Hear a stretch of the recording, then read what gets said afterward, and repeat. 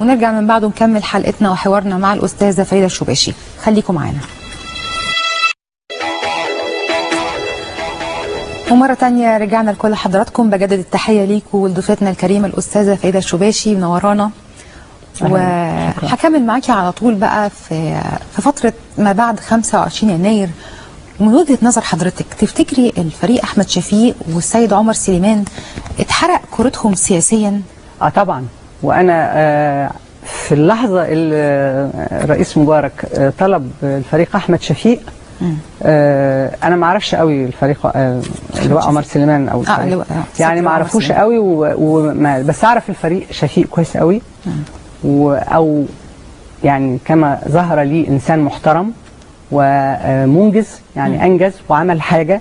يعني بشوف انا ان هو الوحيد اللي عمل حاجه ملموسه تشوفيها، يعني ما خدش ميزانيات قد كده وبعدين اتبخرت وما فيش حاجه، لا في حاجه. وبعدين هو جندي حقيقي، يعني هو الفريق شفيق طيار، صح؟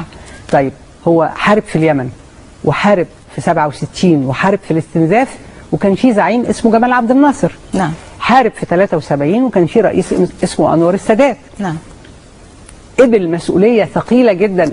الأول قبل إنه يجدد المطارات وياخد وزارة الطيران، وبعدين قبل المهمة الثقيلة الأخيرة دي رئاسة الوزراء وقت حسني مبارك.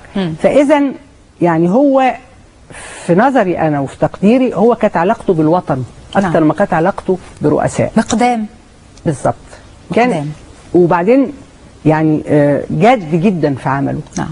وجاد جدا في علاقاته وفي حياته. يعني كنتي ضد خروجه واستقالته من رئاسة الوزراء؟ لا والله انا يعني كنت بلاقي انه في شويه تجني لسبب انه انا حتى مره قلت في حوار في التلفزيون مش فاكره فين، يمكن مع معتز دمرداش، قلت انه الفريق شفيق ممكن ان ينجح نجاح باهر اذا تركت له حريه الاختيار.